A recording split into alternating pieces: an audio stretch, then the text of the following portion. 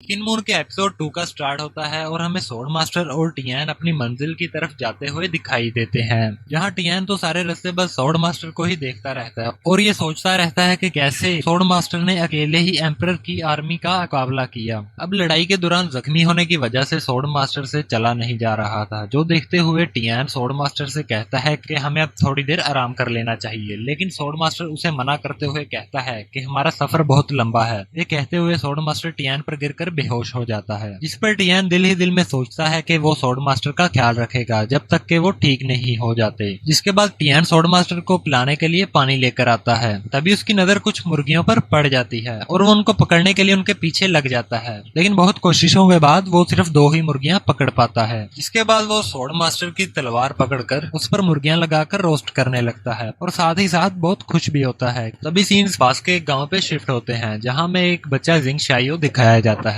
जो काफी आदमियों से लड़ रहा था। असल में ये ट्रेनिंग कर रहा था। वो कुंफू में बहुत एक्सपर्ट था। इसको ट्रेनिंग करते हुए 2 लोग देख रहे थे। इनमें से एक विंगशु का अंकल लिंक था और दूसरा उसका मास्टर फैंक होता है। यहाँ टियानमिंग को मास्टर फैंक के सिपाहियों ने घेर लिया था और वो फैंक और बाकी सबको भी बुला लेते हैं। यहाँ टियान स्वॉर्ड मास्टर की तलवार लेकर अकेला सबके दरमियान में खड़ा था और ये कह रहा था, मैं तुम में से किसी को भी नहीं छोड़ूंगा। तभी वहाँ जिंगशु और उसके अंकल भी आ जाते हैं। वो टियान से स्वॉर्ड मास्टर के बारे में पूछते हैं कि इसको क्या हुआ और तुम यहाँ क्या कर रहे हो, लेकिन टियान उनको किसी सवाल का भी जवाब नहीं देता। जिस पर लिंक टियान को प्यार से पूछता है कि बेटा तुम यहाँ क्या कर रहे थे। तो टियान जवाब देता है, मैं तो यहाँ चिकन रोस्ट कर रहा था कि अचानक से आपकी आर्मी ने मुझे घेर लिया। तभी जिंगशु की नजर स्वॉर्ड मास्टर की तलवार पर पड़ती है, तो वो टियान से मांगता है, लेकिन टियान उसे तलवार देने से मना कर देता है। जिस पर जिंगशु और टियान की फाइट शुरू हो जाती है। जिंगशु के अंकल लिंक उसे तलवार से बचने का कहते हैं, लेकिन जिंगशु तो एक बहुत अच्छा फाइटर था और वो टियान को मारकर दूर गिरा देता है और उसे तलवार ले लेता है।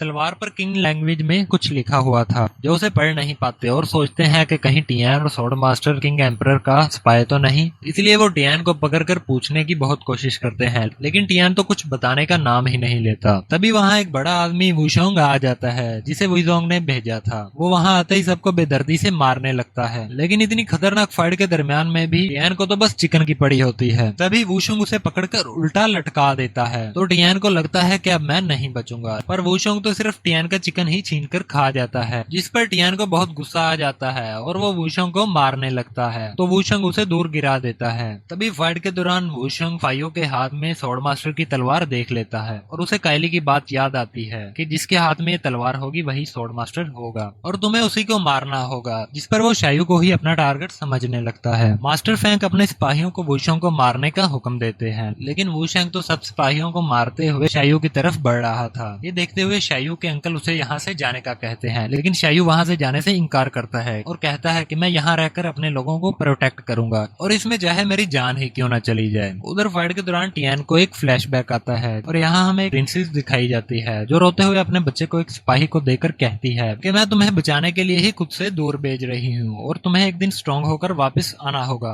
और इसी सस्पेंस के साथ हमारा सेकंड एपिसोड भी खत्म हो जाता है। मजीद ऐसी वीडियोस के लिए हमारे चैनल को सब्सक्राइब करें और बेल के आइकन पर प्रेस कर दे, ताकि नई आने वाली वीडियोस आप तक सबसे पहले पहुंच सके।